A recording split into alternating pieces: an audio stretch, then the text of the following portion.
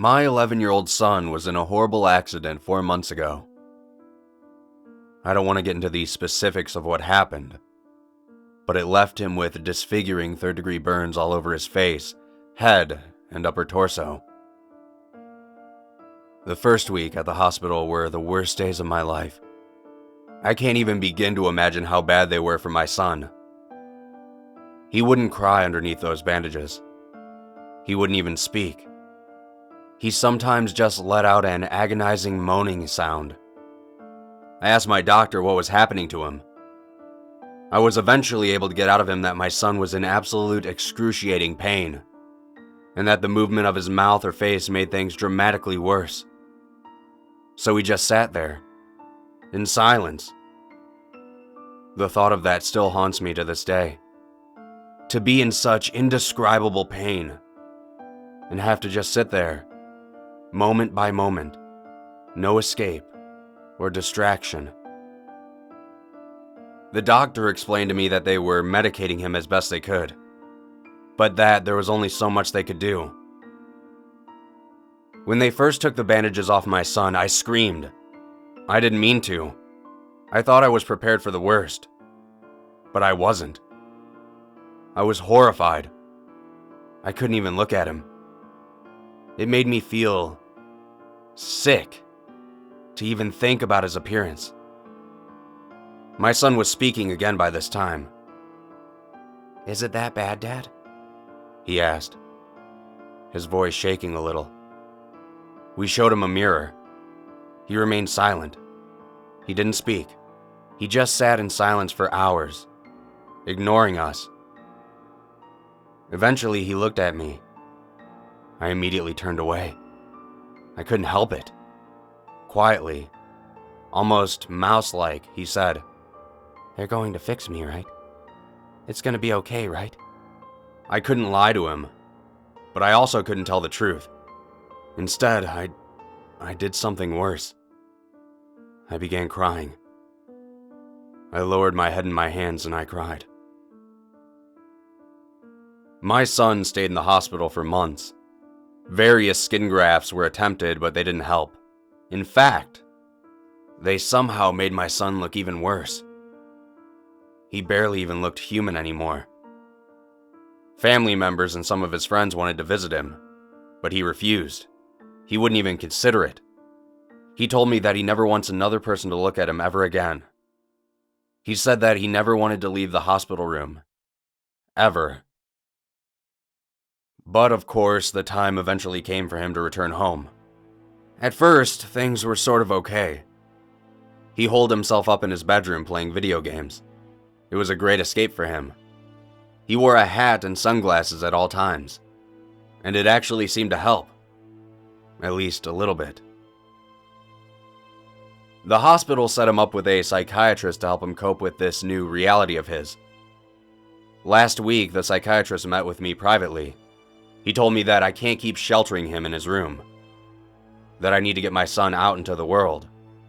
That he needs to slowly learn to accept his appearance. So, a few days later, I decided to take him downtown. We'd have lunch and walk on the beach. It took a lot of convincing, but my son eventually agreed. He put on his usual sunglasses and hat and we went outside to the bus stop. I could already tell my son was worried.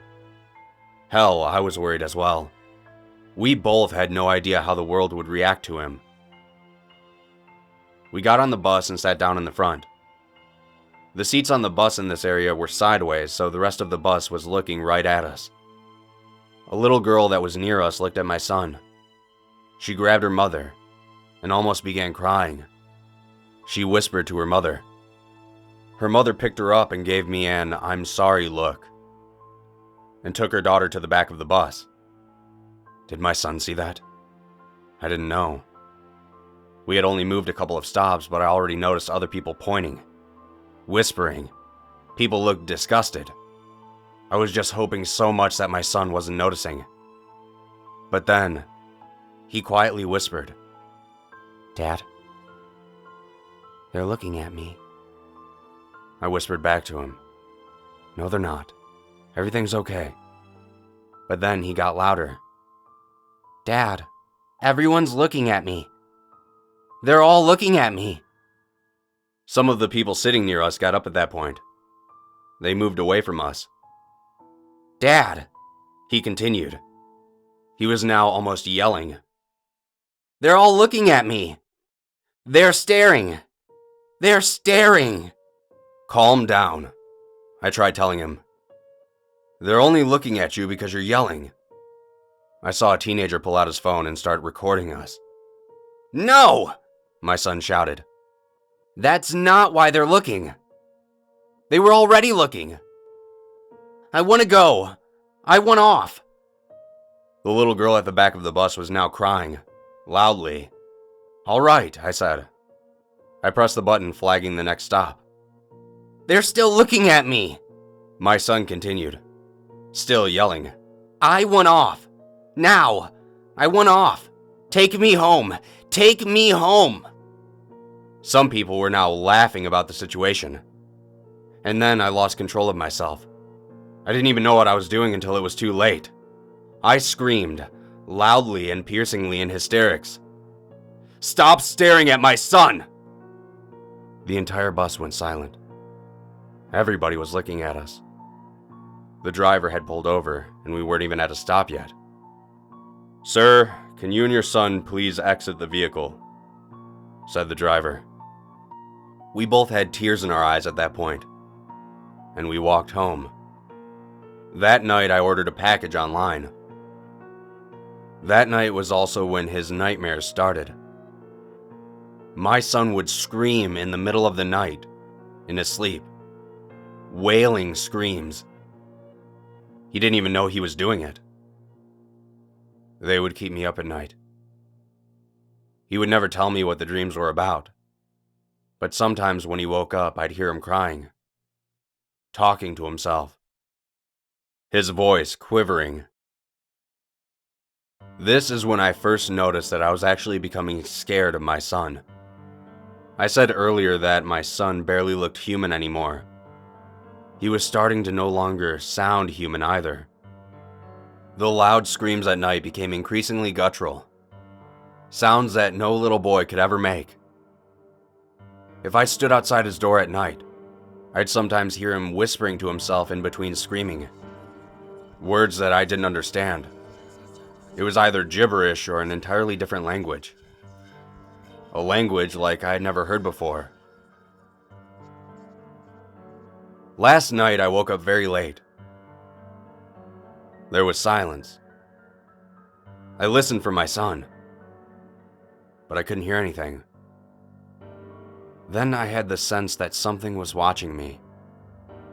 A small amount of moonlight was sneaking in. Just enough for me to see something peering at me from around my bedroom door. It was my son. His horribly disfigured face just slightly lit up by a faint ray of light. He stared at me, and then he began whispering again, in that strange alien language. Startled, I screamed. My son immediately turned and ran back into his bedroom. It's now hours later, and he still hasn't left his room. I didn't even try to get back to sleep again. I turned on my computer and began writing out these various experiences. My package arrived early this morning. I also did some research. I found out that this is a condition called Teratophobia, the fear of disfigurement and disfigured people. It got me thinking, has my son's disfigurement driven him crazy? Or am I simply suffering from extreme teratophobia, and my mind is exaggerating these experiences? I'm not sure. But what I do know is that my son cannot do this alone. And neither can I. It's become abundantly clear. A father should do anything for his son, right? I can't fix his grotesque and horrifying appearance, but I can make him feel less alone. To give him a partner, a friend. My son and I will be in it together. How better to confront your fear than to specifically turn into an example of its focus?